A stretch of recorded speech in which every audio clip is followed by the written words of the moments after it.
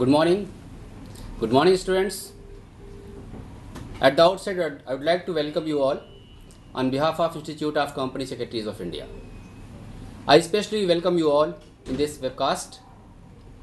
Let me inform you all that this webcast is focused for students of professional program examinations. Students who are planning to appear, who are preparing themselves to appear in this December 2014 session, professional program examination. This webcast is focused for them, and especially we are going to cater the questions. We are going to clarify the various integrities of the subject advanced compliant practice of professional program examinations.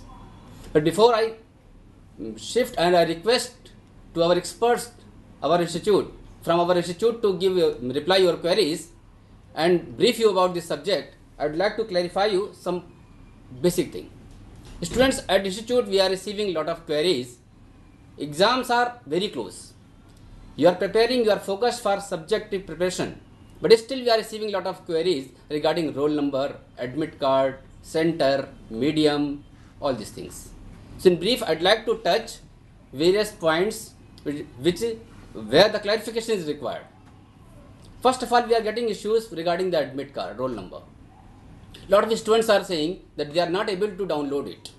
Friends, let me inform you that as of now, we have not uploaded the roll number on the website. So if you are visiting the website and you are not able to download it, don't get puzzled. Wait for few more days. Very soon, we will be uploading the data on our website. Then your roll number, center, medium, everything will be available and you can download it. We are also receiving requests that I am not having the password. How I will be downloading my roll number? Or I have misplaced my password. How I will be downloading my roll number? Friends, let me clarify you that for downloading your roll number from our website, you don't require password at all. Visit to our website www.icsi.edu. On the top, you will find a separate link to download the roll number, admit card. Click on that. Simply enter your registration number, 17-digit registration number, including your slash. Registration number, month, year, slash, everything you have to enter. When all characters will be complete and you submit, you will get the roll number on the screen along with your photographs, signature, center, medium, module, everything. I'll suggest you check everything. If everything is fine, first class. If you find any discrepancy there, you should immediately bring it to our notice. Our email ID for examination related any query is enroll, @ICSI.edu.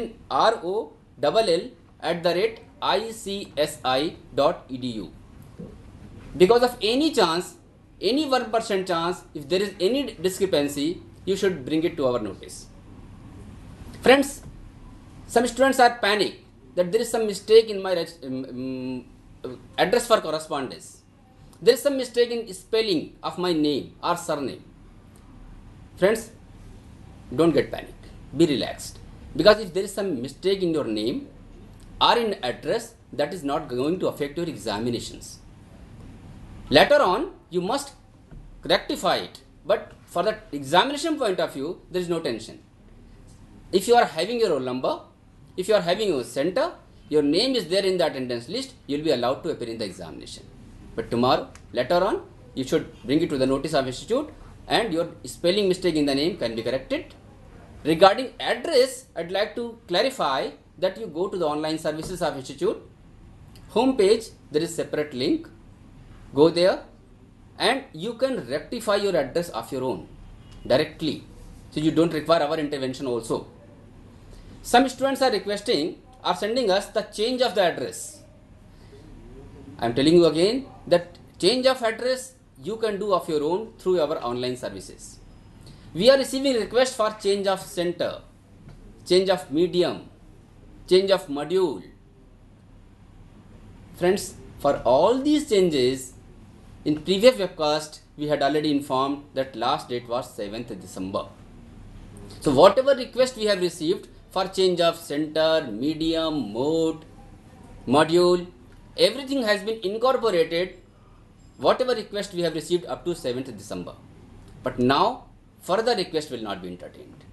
So please don't send your request, and later on when you are getting the roll number, don't get panic that I had sent my request to institute for change of center. It's not incorporated because last date is already over. When you are downloading your roll number from the system, we find requests that students are saying my photograph is not there. They get panic. What to do? It's not a big issue. Let me clarify. Take a passport size photograph, paste on that printout of the admit card and get it attested. Who can attest it? Any member of institute, ACS or FCS can attest it.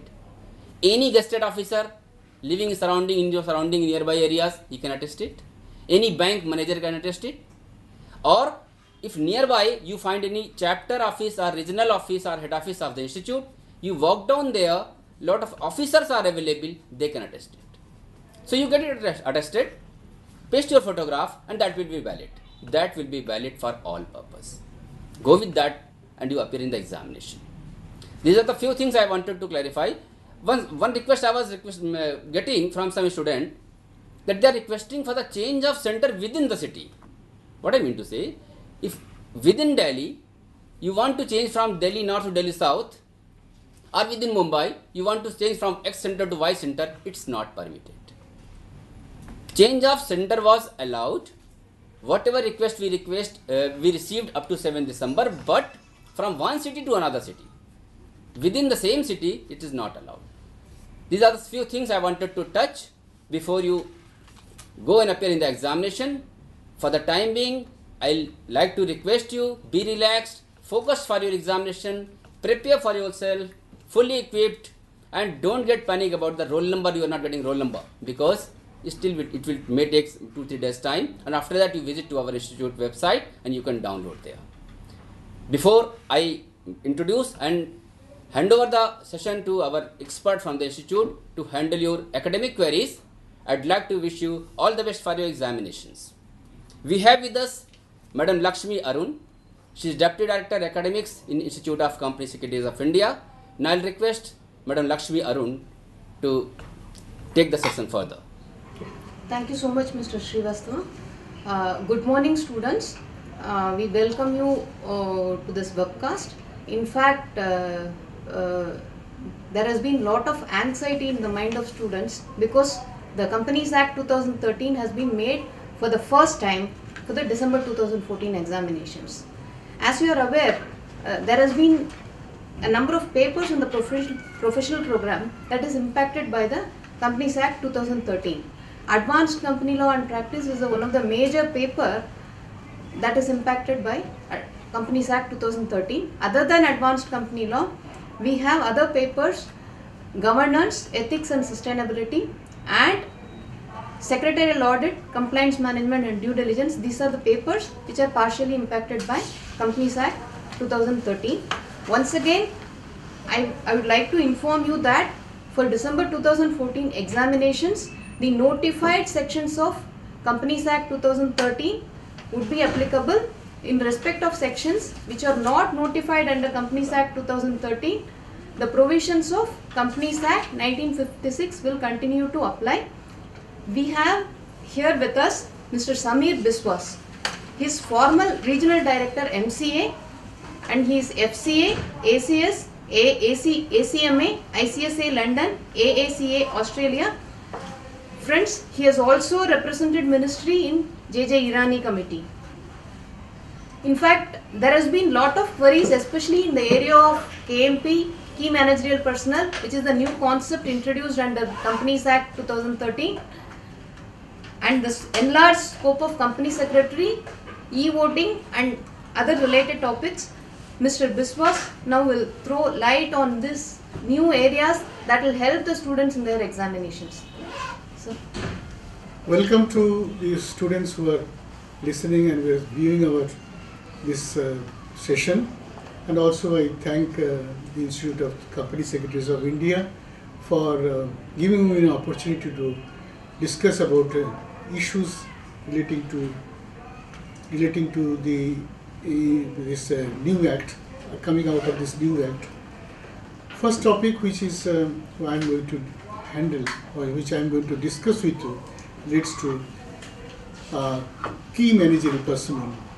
Key managerial personnel, if you go through the Companies Act 2013, as well as Companies Act 2019, Companies Act 1956, you will find a basic difference between these two acts.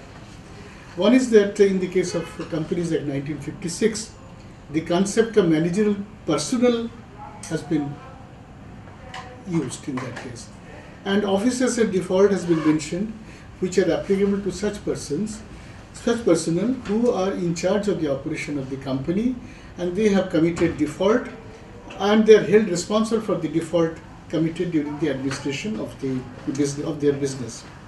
Now the new concept is KMP is an enlarged version of managerial personnel, and definition of officer in default under Companies Act 2013 has been includes KMP, key managerial personnel. If you see definition clause number 2, subsection 60, you will find the officers in the definition of officers in default, where you will find that key managerial personnel have been included therein. Companies Act 2013 has been introduced. You know that various new concept, that is including this key managerial personnel is one of them. While the Companies Act 1956 recognized only managing director, whole-time director, manager as managerial personnel, Companies Act 2013 has brought the concept of key managerial personnel, which not only covered the traditional heads like managing director, whole-time director or manager, but also include functional figureheads like CFO, Chief Financial Officers, and Chief Executive Officers, etc. KMP includes, this inclusion has been made on the lines of global trend, and as you know, company secretary has been included in the ambit of the key managerial personnel, giving them a long deserved recognition as key managerial personnel of the company. So you have got a very good role, I should say, a very active role in the affairs of the company if you get the opportunity to serve as a company secretary of a company, and he will be designated as key managerial personnel as such under the Companies Act 2013. Another noteworthy feature of this concept is that it combines the important management roles as a team. You will have to work as a team of officers who are part and parcel of key managerial personnel, rather than an independent individual performing their duties in isolation of others. So that is the most important aspect for which key managerial personnel has been introduced, and actually the definition is there under the Companies Act in 251, section 2, subsection 51. If you see, the definition of the term key managerial personnel has been given. Key managerial personnel in relation to a company means chief executive officer or managing director or the manager, or in the absence of that, companies and in company secretary, whole-time director, chief financial officers, and other officers as may be prescribed by the legislative department. So far, this power to legislate any other officers as managerial personnel has not been done by the ministry, and it is only no further prescription has been made pursuant to point number 5, that is such other officers as may prescribe. Therefore, the definition only confined only to personnels mentioned in subsection 51 of section 2 of the Companies Act 2013. 203, if you go through the section 203, every company belonging to such class or class of companies as may be prescribed shall have the following whole-time key managerial personnel, which has been clearly defined under section 203. Managing director, chief executive officer, manager, and in the absence of that, whole-time director, a company secretary, and chief financial officer. I will discuss about, I will take up this ministry's clarification in regard to other class of companies as has been circulated later on. An individual shall not be, there are certain regulations, there are provisions. Also, you might have seen under section 203 that an individual shall not be appointed or reappointed as the chairperson of the company in pursuance of the article of the company, as well as the managing director, whole-time, or a chief executive officer of the company at the same place. So, same person cannot be appointed as managing director or as chief executive officer, as well as a chairperson of the company. The articles of the company, unless the articles of the company provides otherwise, the company does not carry multiple business. If the company carries multiple business, then of course this definition may not be applicable in that case.